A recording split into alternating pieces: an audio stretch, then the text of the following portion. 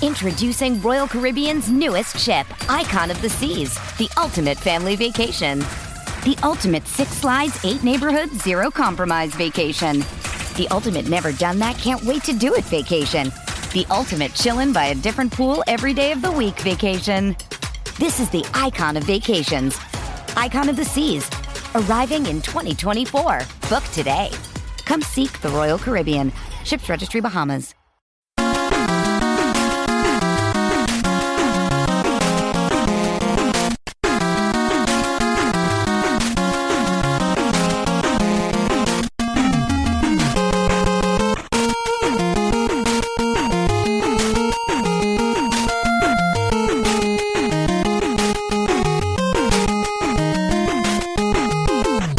Hockey fans, are you ready to brave the wild? With me, your host, Paladino Joey. Brave the Wild is available on the sportstuff.com, iTunes, Stitcher, and Double Twist. It's great to be on board once again to talk about NHL hockey. Yes, sir. Talk about our Minnesota Wild, and we're going to, of course, talk about some updates with the coaching staff and such with the Wild, and ultimately kind of wrap up the postseason with the Stanley Cup champion Pittsburgh Penguins. We'll talk a bit about that and such. Talk about the excitement with some of the new additions in the coaching staff and the comings and goings, that and such. Kind of getting caught up and wrapping up the regular season in that sense. After that, the next episode of Brave the Wild will be State of the Wild 2016, and I'll post on the Facebook page. I would like you guys to list out your 2005, 15, 2016 most valuable player, biggest surprise, biggest disappointment, all players if you could, but you could have an event for biggest surprise, I suppose, or disappointment, but prefer players, but whatever it is, I'll put it on the Facebook page for Brave the Wild and such. We'll also get to some comments on there as well, so very cool, a nice variety here and there of where some of you guys are from. It's kind of neat indeed. So, Bruce Boudreau, which I kind of stumbled a bit on during the course of last episode, kind of annoyed me when I listened back to it for, quality control. It's just fun. I just love the sound of my voice, but I also like to know that I'm doing things correctly, It kept coming out like Bruce Boudreau, but it's Bruce Boudreau, and yeah, of course, you all know that, and I know that. You heard people doing the same thing on regular radio in town as well. It just comes out funny if you say it too fast and how similar the names are, all that. But yes, very exciting again to have Boudreau on board. So we'll talk about the additions, offensive and defensive additions. Of course, I also mentioned the departures. Daryl Sador, he's the defenseman, the former defenseman of the Dallas Stars, Tampa Bay Lightning, Los Angeles Kings. Actually, it was the LA Kings and Dallas Stars, not the Lightning. He might have been on the Lightning, I don't know. But it was the Kings and Stars for sure during the course of those days, back in the 90s and such, and early 2000s, I believe. Daryl Sador, no longer going to be with the Wild. He's going to be replaced by another guy who was a defenseman who won a Stanley Cup with the New Jersey Devils. In fact, he won 3 of them. And that's Scott Bleepin' Stevens, baby. Isn't that something? Scott Stevens will be coaching with Bruce, see, there it goes again. Bruce Boudreau and the Minnesota Wild. I mean, does it get much better than that? I mean, how cool is that? Scott freaking Stevens. I mean, I'm so excited. John Anderson will be coaching on the offensive side with the power play and such. We'll talk about him in a minute. Let's get to Scott Stevens first. Of course, 3 Stanley Cups with the New Jersey Devils, 95, 2000, 2000, much to my chagrin when they beat the Dallas Stars. Damn it, because back then I actually wanted the Stars to win, if you can believe it. Now I can't even fathom that. But yeah, I was still kind of a North Stars fan because the Wild were still either just coming around and all that. And again, they won in 2003 as well, which was kind of to our chagrin. Would have been nice if it was the Wild in that finals, and maybe we would have won. And back then it was called the finals. Now it's the final. But great success for Scott Stevens over the course of a Hall of Fame career in the National Hockey League. He started way back in 83. Can you believe that? And he was still playing in 2003 when they won the Stanley Cup. That's insane. Absolutely crazy. He ended up retiring after that season. He won the Conn Smythe Trophy in 2000. That's, of course, the MVP of the postseason. Played for Canada in the 98 Winter Olympics. Just an unbelievably illustrious career. I mean, you think about this guy, because you saw him play for as long as you did. You saw him play. Most of you are old enough to remember him as a player. Just imagine he was drafted in 1982. Isn't that crazy? 5th overall pick, so that's good. Where Cam Barker, remember, I don't know why I'm bringing him up, but it's like you think of defensemen.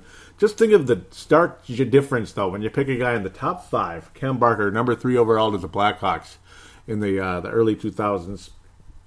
And what kind of career he had in the NHL. Then you have Scott Stevens, 5th overall, 82, to the Washington Capitals in 1982. Crazy. Just a massive contrast. It's just, you just never know what you're getting. Matt Dumba, of course, number 7. Hopefully he continues to develop. Maybe he can be another Brent Burns someday. Would be pretty amazing.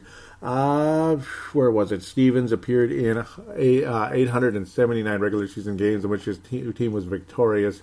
The second most in NHL history. That's the team won. That's how many games they won over the course of his time. And another guy who played a lot, like played almost as long as Gordie Howe. I'll talk about him in a second, too, very briefly. Second most in NHL history, to Tris Chelios, 894. He played into his mid-bleeping 40s. Insane. 14th all-time in penalty minutes. Man, that's funny. But crazy. His 20 years in the playoffs are tied for 3rd all-time. 20 years in the playoffs. Amazing career for Scott Stevens.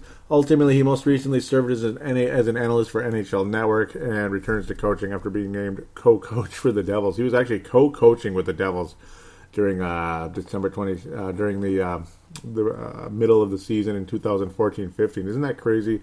He was an assistant coach also in 12-14 with the Devils. Pretty crazy. So 22 overall seasons in the NHL. 22, not 20, but 22 seasons in the NHL. He was the captain of the Devils during those 3 championships. Just an awesome career. He played with Washington for a little while and got better in his time with the Devils. Very exciting, and welcome to the Minnesota Wild, Scott Stevens. Just amazing. Just amazing. Of course, knew Jacques Lemaire pretty damn well because they won the Stanley Cup in 95, and he also knew Tom Chorsky as well, who got the Stanley Cup in 95. Very cool for him, 3rd line, 4th line guy out of Minnesota there, St. Cloud State in the college world. John Anderson comes in to help with the power play. More of a Boudreau guy, where Boudreau went outside the box to get Scott Stevens. It's kind of like when Mike Zimmer brought in Norv Turner, brought in a very familiar name to coach the other side of the puck. Bruce Boudreau's specialty is offense. He's more of an offensive coach, but then you bring in Scott Stevens, who has a clue about defense, and you got to think he's the type of guy.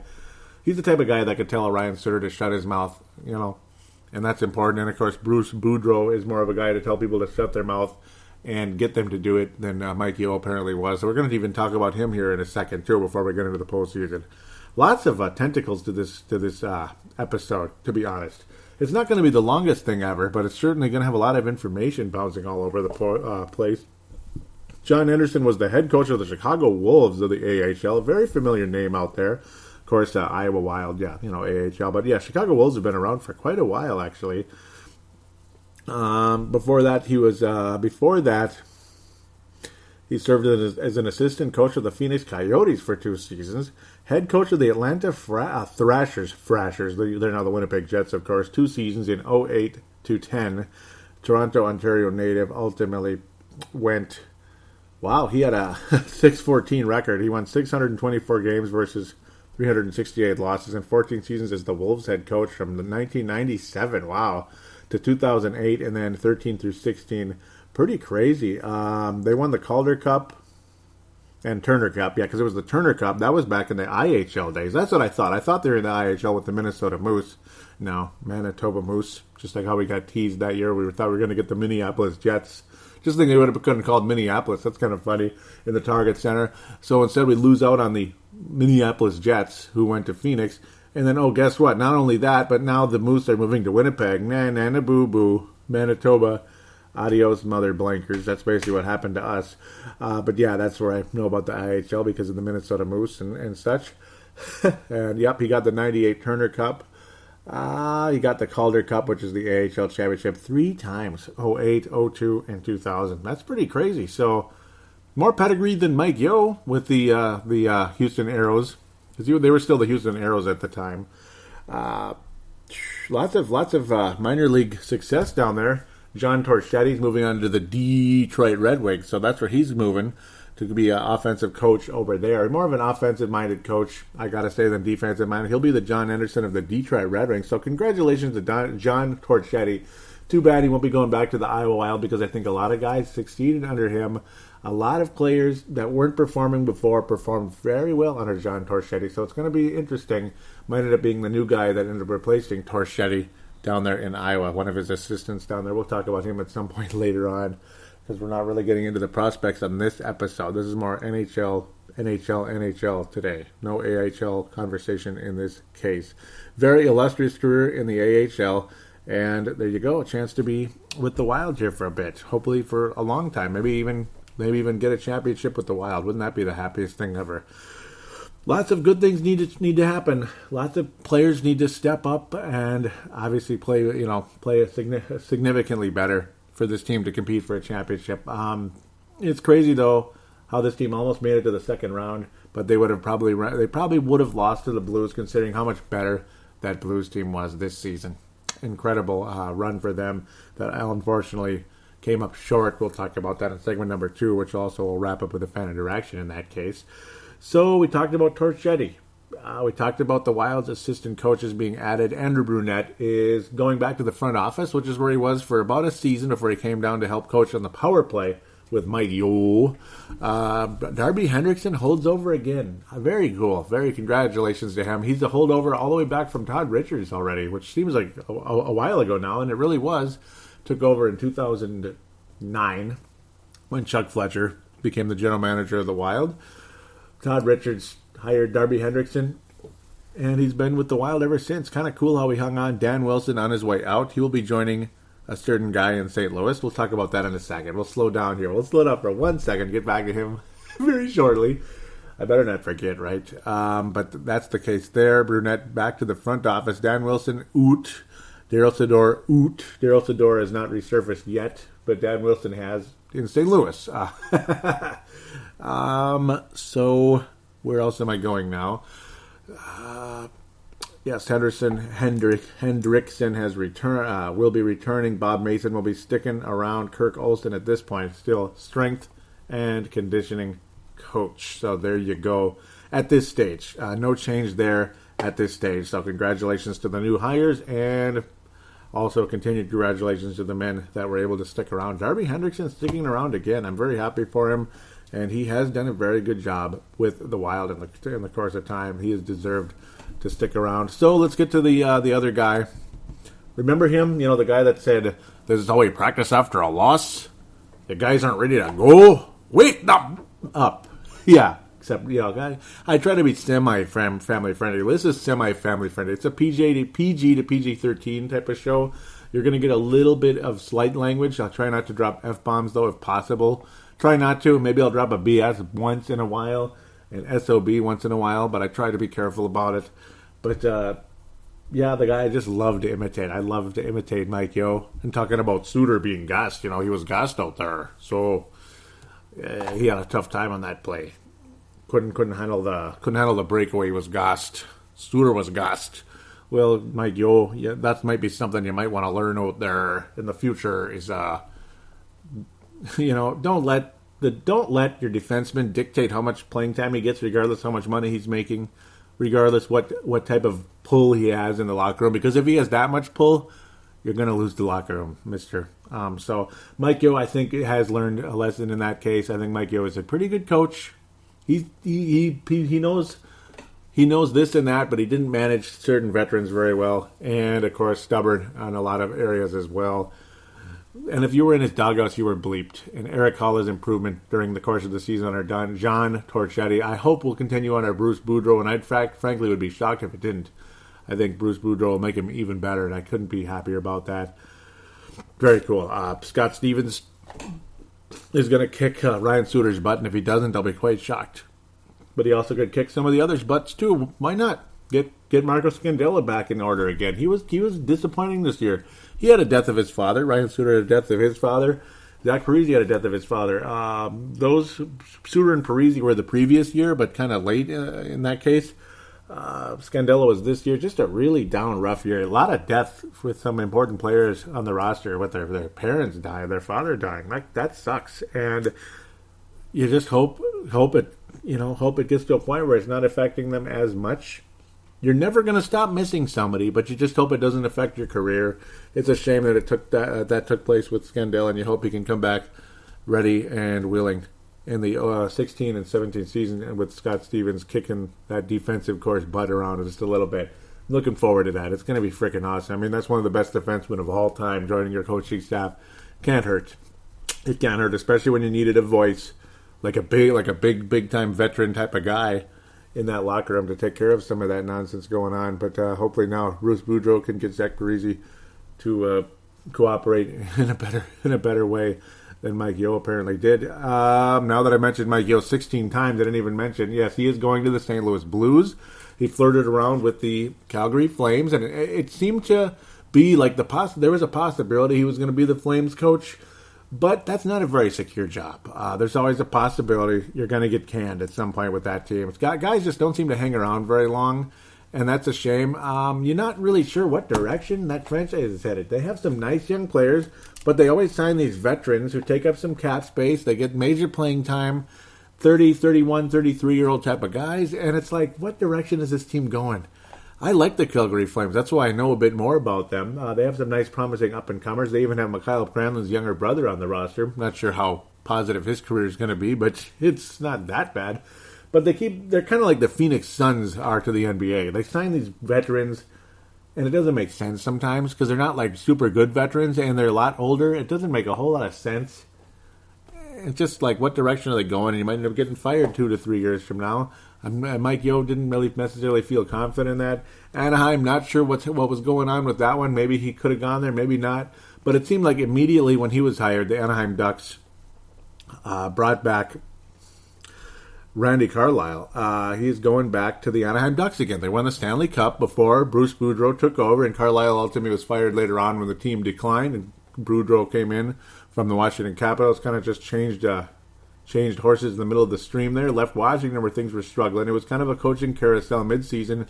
Ducks were way better the next year under Bruce Boudreau. Carlyle went out of Toronto, not so much going on there, but back to Anaheim again. Only in hockey, right? Only in hockey, and you never know. Like they even mentioned that on one of the local shows here. That you never know, maybe Mike Yeo will wind up. I believe it was Judd Zolgad. Mike Yeo might wind up with the Wild again. Who knows one day, like 5 years down the road. Who knows? Hockey's funny.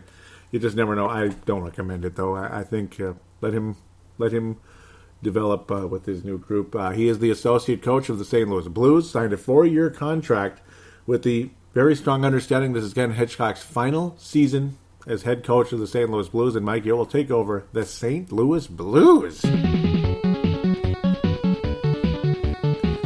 That's interesting. St. Louis Blues, I mean, that's a pretty big rival there. So you're going to see a lot more of Mike Yeo, coaching the St. Louis Blues is going to be intense. Going to be very intense. So, and I'm not trying to knock a Canadian accent. I just love that guy's voice. And you know what? I like Canadian accents, so don't get too mad at me, all right? Give me a little slack here. I'm having fun. Got to enjoy something sometimes. And Mike Yeo had I don't know, some of the ways he talked. It was kind of funny. And Studer was gossed. That kind of made me mad, though. I think it made some other people mad as well. Oh, Lord. Lord. Don't get me started anymore. I gotta calm down. Some of the Kool-Aid drinkers out there, though, and some of those fan pages, I gotta tell you on Facebook, some of the stuff I was reading, like, you're ripping, for getting anybody who ripped Devin Dubnyk for his performance in this postseason and during the course of during the season, but particularly in the postseason, anybody that would dare to rip Devin Dubnyk is not a fan and needs to STFU, just cursing people out. You're not a fan at all. I forget exactly what he said. It just kept going on and on and on. He wasn't directing it at me because I didn't even comment. I just saw it as I'm scrolling down, and my jaw hit the floor.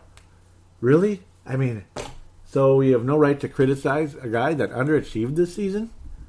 You paid him a big load of money, and I understand you're not going to get the same performance you got last year. Last year was a flash in the pan, and that's why you hope and pray you can ride it and win a Stanley Cup.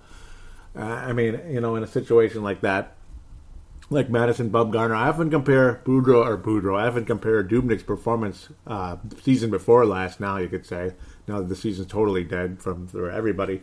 The season before last, to Madison Bumgarner of the San Francisco Giants. I mean, you can't really beat it. They just rode that guy, and they won the World Series against a red-hot Royals team on the road in Game 7. I mean, it doesn't get better than that. And Devin Dubnyk was playing good enough. He could have maybe beaten a red-hot team to win a Stanley Cup. But, unfortunately, that Blackhawks team was a buzzsaw at the time. And there was a new buzzsaw this year, a pretty unexpected one considering, but it just kept building up strength during the course of the season, as I'm about to segue into that next segment to talk about the NHL playoffs, Stanley Cup playoffs, and such. But to get that type of Kool-Aid drinking out there, that's what drives me nuts about this place. You guys, Minnesota Wild fans, Timberwolves fans are very, very, very guilty as well. Twins fans were very, very guilty of this as well during the course of their playoff division championship seasons. That type of attitude is why we don't win championships in this town. You got to raise your expectations a little bit. You know, I've been compared to a New York personality versus a Minnesota personality. And you know what? I agree. I am a New York personality. And that's why I don't always get loved on these Facebook pages. In fact, I get torn apart sometimes in those Timberwolves pages. You wouldn't believe it. You wouldn't believe it, man. I mean, you'd think I should join into politics the way they constantly attack somebody they don't, you don't completely agree with. You know what? Relax a little bit, people. You know, sometimes someone that gets a little bit intense with what they have to say might have a good point once in a while. You know, once in a while, let's go there. As long as you're not openly ripping Dubnyk and saying he's the worst goalie ever, cut him. It's not. Yeah, I doubt too many people were saying that, but he gave up a lot of softies. He did. So let's stop for now before I keep dragging this out. Let's get to the second segment. Let's talk about the Stanley Cup playoffs and then wrap things up with that fan interaction.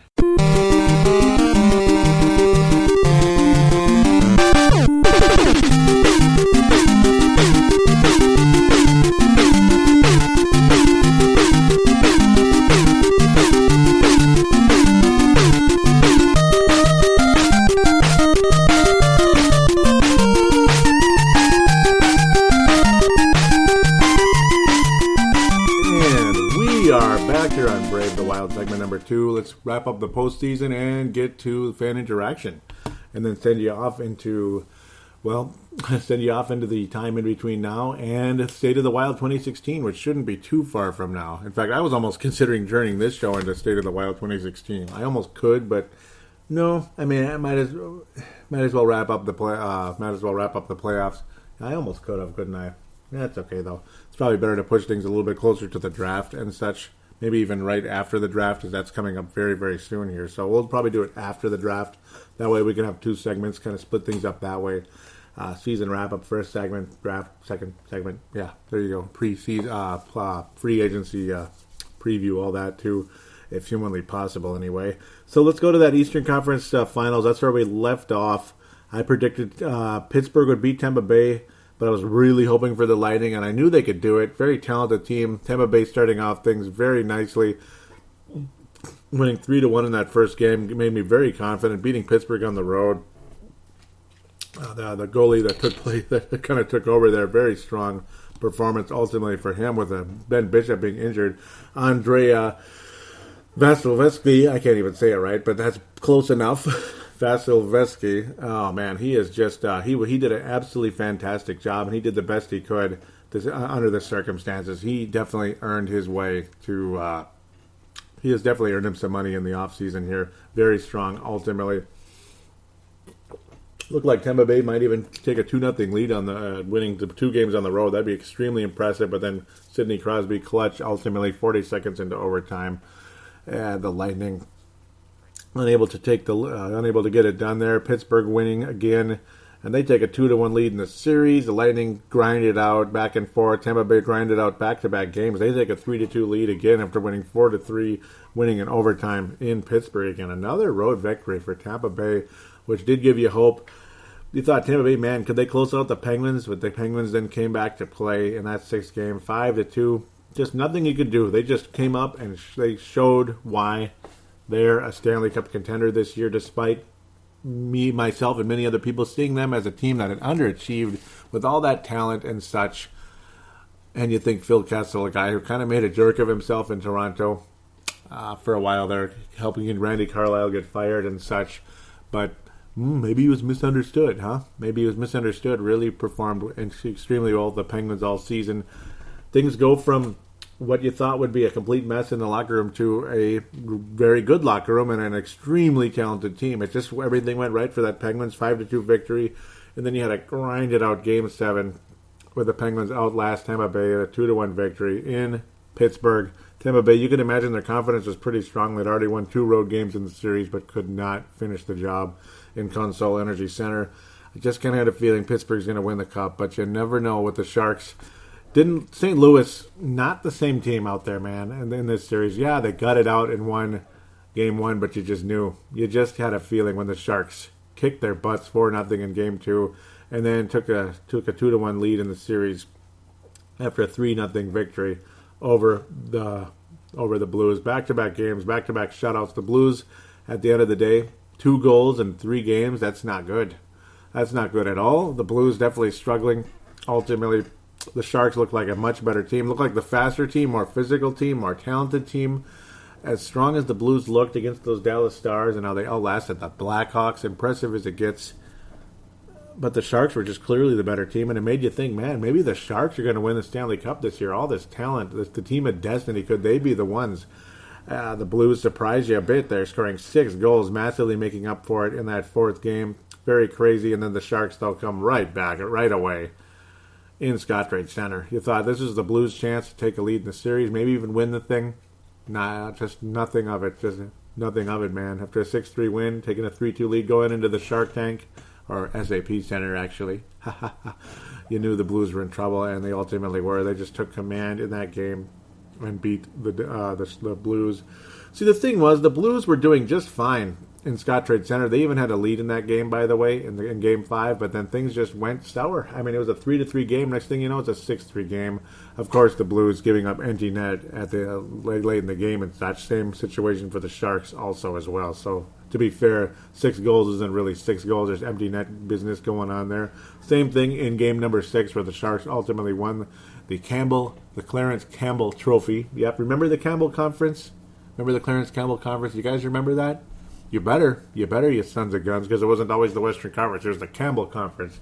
And you had teams from wherever in that conference. You could have, you had Montreal and Toronto in the Campbell Conference for a while there. You had Boston in the Campbell Conference even. Even in the Adams Division, all that. It was so cool. I kind of miss all that. But, well, it's over now. It's been over for a while. Let's go to that Prince of Wales Conference. Well, of course, the Penguins ultimately won that. The Prince of Wales Trophy. And, well, by the way, also, Sidney Crosby saying, I don't care about any tradition, and he held that trophy, the Prince of Wales Trophy. And it proved to not be a curse for the Penguins, didn't it? Did it? Penguins and Sharks Stanley Cup Final. Oh, they've even called it finals. They even call it finals in some places, and in other places they call it the final. Here on my cheat sheet, as you see the up and down deal. Pittsburgh Penguins, you just kind of got a feeling. I mean, early on, what happened to the Sharks here? I mean, you had so much talent. They looked like such a better team, but the Penguins, I'm telling you, this team, every time the Sharks, this is now, by the way, the Chris Porter Finals, and I could still call it that at some point. I was going to call the title that. I still might call the title that. Chris Porter Finals, I might. For the episode, I might as well. I don't know if I call the title of the episode, but I'll still call it the Chris Porter Finals. Now, these are his clubs. Chris Porter out there, the most loyal, classic listener for Brave the Wild. The first listener with a face out there that I've ever met for Brave the Wild. He goes all the way back to the beginning of this show. Huge shout out to you over there in Boise, Idaho. He's from Pittsburgh. He's been in North Carolina. He's been in Northern California, pardon me. So he's a fan of both of these clubs. And I went the other direction. I wanted St. Louis and Tampa. Well, it didn't go either way. And Pittsburgh just, the way they outlasted that Tampa Bay team, it really tells me Tampa Bay might have won the Stanley Cup. Though who knows? I mean, maybe they just wouldn't have matched up well with the Sharks. But that Tampa team is a really son of a gun. And the Penguins barely got past them. And I mean barely got past that club. Heartbreaker for them. Very strong backup goalie. And, of course, Ben Bishop's a very good goalie as well. Sharks the Penguins just smothered these sons of bitches. I mean, I couldn't believe it, pardon my French. Just smothered them. And I was cheering for the Sharks in this series. I mean, it took forever for Brent Burns to do anything. I mean, Game 5 it took. The The freaking Sharks didn't even lead in this series until the overtime goal. That's not having a lead. That's scoring a goal in overtime. Okay? So at least you scored. They didn't even lead in a game until Game 5, which told you this thing is screwed. I mean, the Sharks had a wonderful Game 5, 4-2 victory. But you lose a close one. You think they're going to be fine. You lose another close one, and it's like, oh boy, that could be a harbinger for heartbreak for the Sharks. Remember how the LA Kings lost a couple overtime games to the Montreal Canadiens way back in '93, and it just kept happening, and then ultimately the Kings won Game 1 of that series and lost the next 4. That was all she wrote, man. I mean, that was it. The Sharks luckily got the overtime victory, like I said, June 4th, Game 3 in SAP Center, taking care of business at home. But then the Penguins come right back to like a 3-1 lead in the series, much to everyone's chagrin in San Jose and SAP Center. 3-1 lead in the series, 3-1 victory. It just kind of said a lot. Sharks win 4-2, but unfortunately the Penguins would win 4-2 in the series, as the Sharks again, just the passing lanes were taken away every time something was going on with the Sharks. There was a Pittsburgh Penguin defender or forward, whatever it was, coming up and knocking that puck away, knocking the puck loose. Sidney Crosby was dominant the whole series. Malkin was unbelievable. Lender and Pavelski. Joel Pavelski, I mean, you almost forgot about him. Like, who's Joel Pavelski? Vlasic wasn't much of a factor. Burns was rendered almost useless until later on there in that 5th game. What happened to Brent Burns? I mean, the Penguins just absolutely shut him down. Couldn't get anywhere, and even you saw some mistakes along the way. And some frustrating goals given up, even though Jones of San Jose was absolutely unbelievable in game number 5, keeping the Sharks in the series. Andy Murray, though, despite giving up a softie along the way, the one in game number 3, which you thought maybe this is the series changer, after Matt Murray, gave up that goal. I'm getting it mixed up with somebody else. Matt Murray gave up that goal. It was kind of a softie, shoot the puck a little high from a distance, and it went past him. And you thought, okay, maybe the Sharks solved it, but ultimately it didn't matter. Murray got the job done. I thought he was going to get the Conn Smythe Trophy in this series, particularly some unbelievable saves in that 6th game. Along the way, a 3-1 victory for the Penguins. Just the Sharks rendered useless. That offense, defense skills. Penguins were just the faster team out there. Every time the puck is, they would always win the puck battles. The wall. There's the wall, but there's also just the race to the puck. Simply, whoever has the puck more, there's a pretty good chance. And every time the Shark, it's called puck possession, yeah. But every time the Sharks looked like they had something going, somebody from Pittsburgh is knocking that puck away, raising their sticks, all that stuff, getting, tangling up the Sharks. And it just would go the other way. Maybe Pittsburgh wouldn't score, but the Sharks certainly wouldn't score, would they? Just a disappointment for San Jose. You thought they were going to get this year. It really looked like it. And the guy I feel by far the most sad for is not Brent Burns, not Pavelski, but Joe Thornton. I mean, grinded out for so many years, so many great seasons. Number 1 overall pick back in '97 for the Boston Bruins. Strong career. Played on some good teams, though they never seemed to live up to the hype. Sharks for 10 years back in '06. 10 bleeping years of the Sharks. So many great seasons. So many promising seasons. And this was finally the year. They went to the finals. It just wasn't meant to be, and you could just see the tears in his eyes, and other members of the Sharks as well. Just did not work out for them. Sidney Crosby ultimately did get the Conn Smythe Trophy after a very strong postseason, obviously. Multiple Shark players, 3 Shark players led the postseason in scoring. Phil Kessel actually led the Penguins in scoring. Crosby with 19 points, 6 goals, 13 assists, just very clutch along the way. Malkin with 18 points. Bonino was very valuable as well for the Pittsburgh Penguins. Letang valuable. Phil Kessel actually again was the leading scorer for the Penguins. The Sharks, though, multiple leading scorers. The Brent Burns with 24 points in the playoffs. 24 points in the playoffs. Matt Dumba had about 24 points for the season. Now, he's young and getting started, and that was Brent Burns a while ago. I remember 25 points. You thought, oh, that's pretty strong. 24 points in 24 playoff games. Sheesh, man. And that's a defenseman, by the way. Yeah. But Sidney Crosby ended up getting the Conn Smythe Trophy. I thought Murray should have got it. Murray was damn good. He really carried this team for the Penguins. God bless him. But at Fleury, I almost called him Theron Fleury, the former Marc-Andre Fleury, yep. but I almost called him Thuron Fleury, the former Calgary Flame and such, Colorado Avalanche, but I'll always remember him as a Flame guy. Funny name there. But Murray was unbelievable. If Fleury was the goalie, Penguins don't win the Cup. They probably don't beat the Lightning. They probably don't. Might even lose to Washington, even though Washington's always got the choke ability.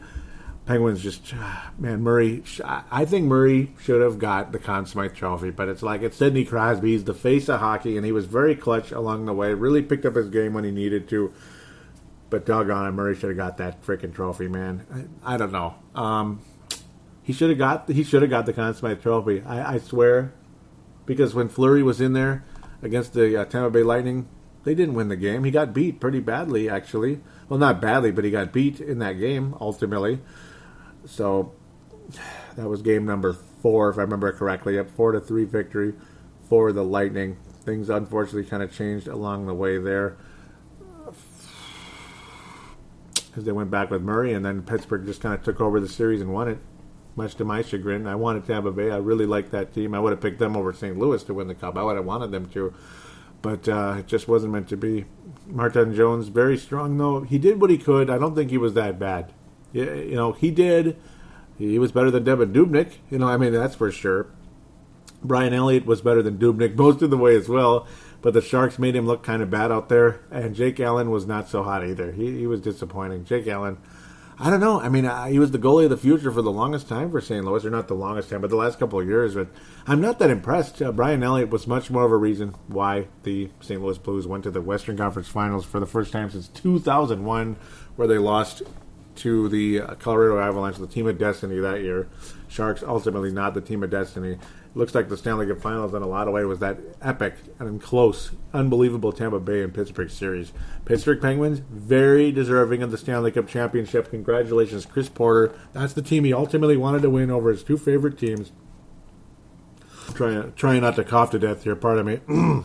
But ultimately a powerful performance by the Penguins. Again, just getting clutch goals, making big plays, making something out of nothing, turning what looked like a Sharks opportunity into a Penguins opportunity.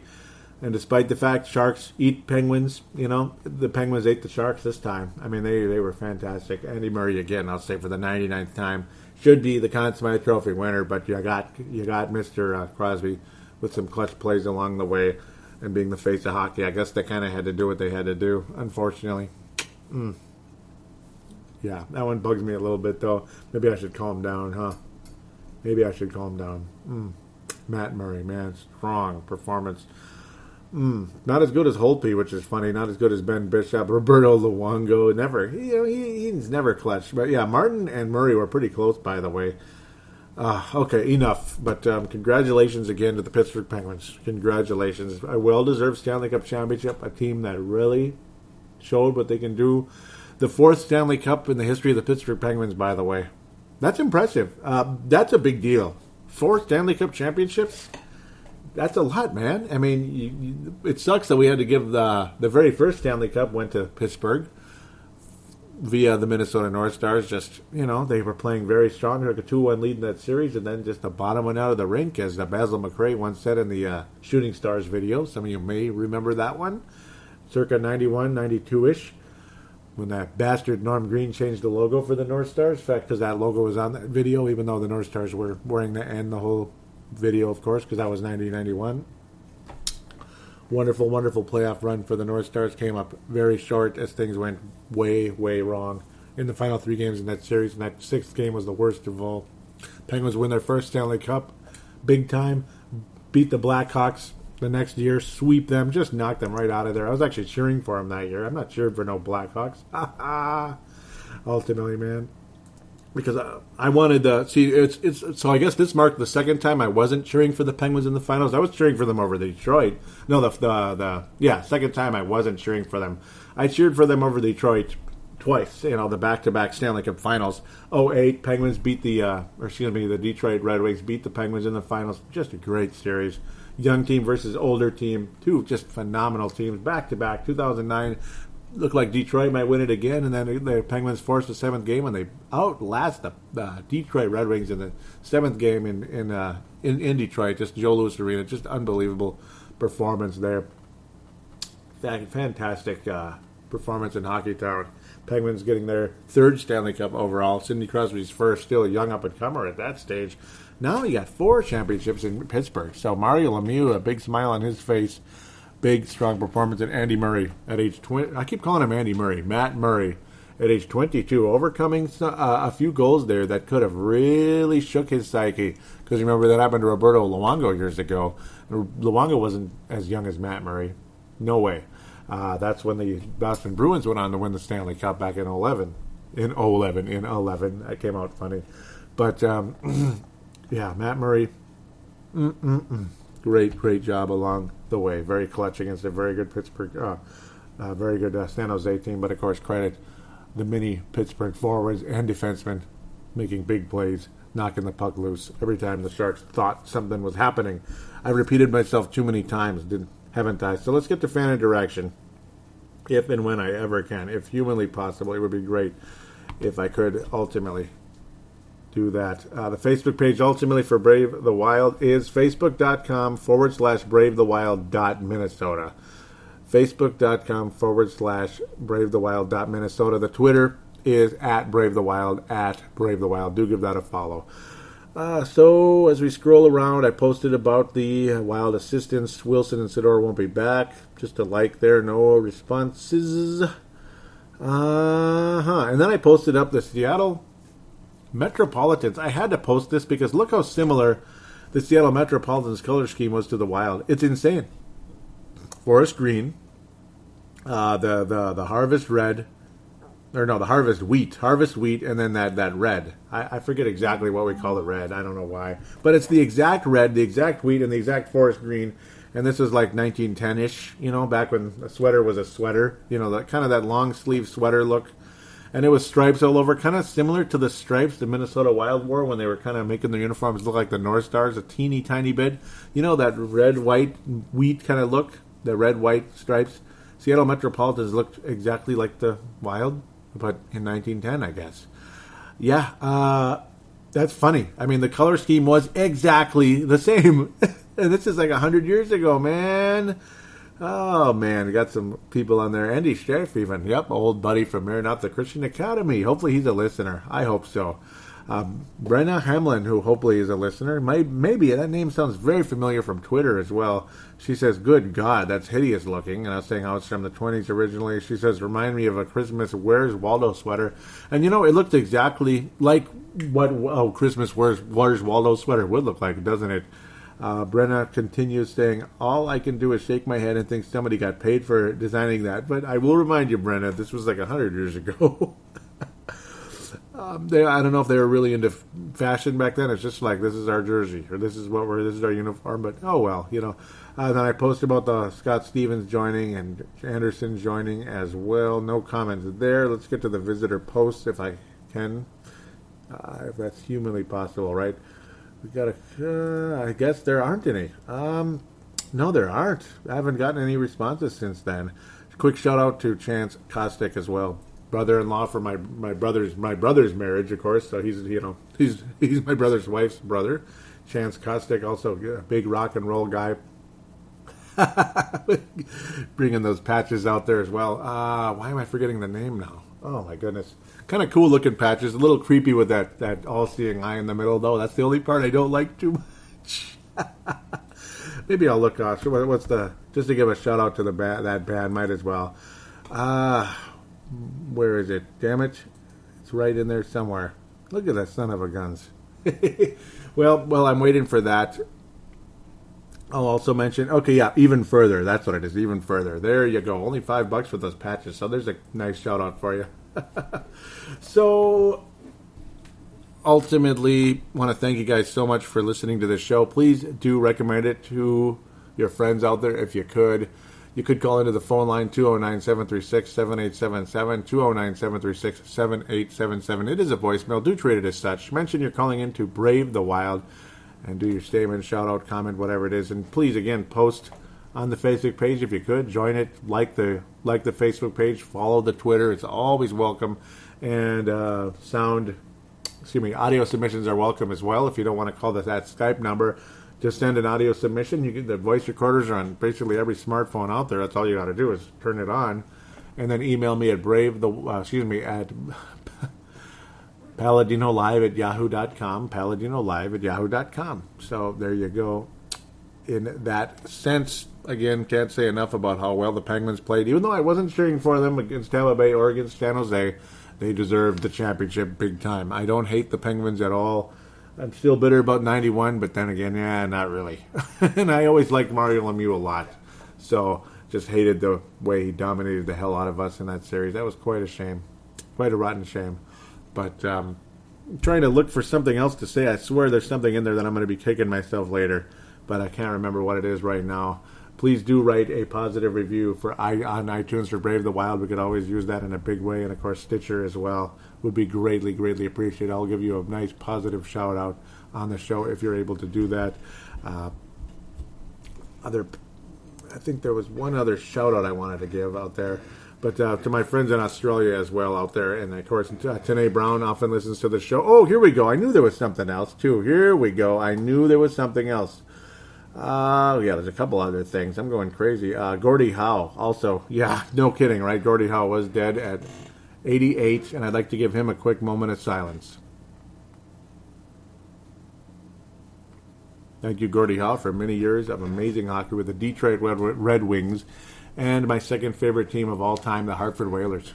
Regardless if it's the North Stars, Wild, or the Hartford Whalers, Calgary Flames, man. Just always loved those four teams right there. North Stars, not Dallas Stars, but Gordie Howe. Rest in peace. Kind of a deteriorating health conditions there with the stroke and aftermath of that.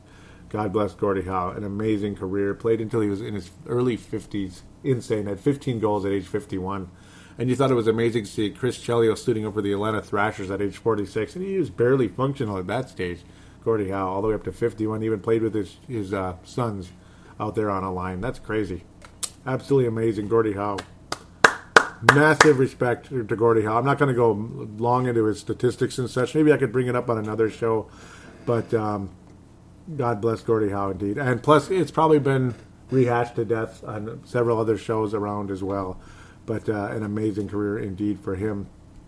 Also, we'll congratulate the city of Las Vegas, who officially will join the National Hockey League. Yeah, I knew there was more stuff to get to, so I do apologize if you're wondering why I'm already wrapping up the show and you're going to see more minutes still on your audio device, be it iTunes or whatever, Apple iTunes or Double Twist or Stitcher. But congratulations to Las Vegas. I hope they stick with that name, Black Knights. That would be very cool. And go ahead and take Jason Zucker with you. You might as well if you're going to leave him unprotected, right? Odds are he would be left unprotected. I'd be quite shocked if he isn't, unless Boudreau sees something that's crazy. But I was talking about Mike Yeo, St. Louis Blues associate head coach to Ken Hitchcock. Brad Johnson, I don't think he's the former Viking quarterback, but she says, what do you think, Mara? Mara responded with, I think it sucks, at least at this moment. Benny Russell out of Australia, letting me know. It says, wonder how long it'll take Tarasenko, or however you spell it, how long it'll take for him to be in the doghouse. And that's the one thing about Mike Yeo, doghouse, baby. There's always that possibility. Benny Russell and Daniel Allen, thank you guys so much for your support of the show. God bless you out of Australia. Oh, man, and I still...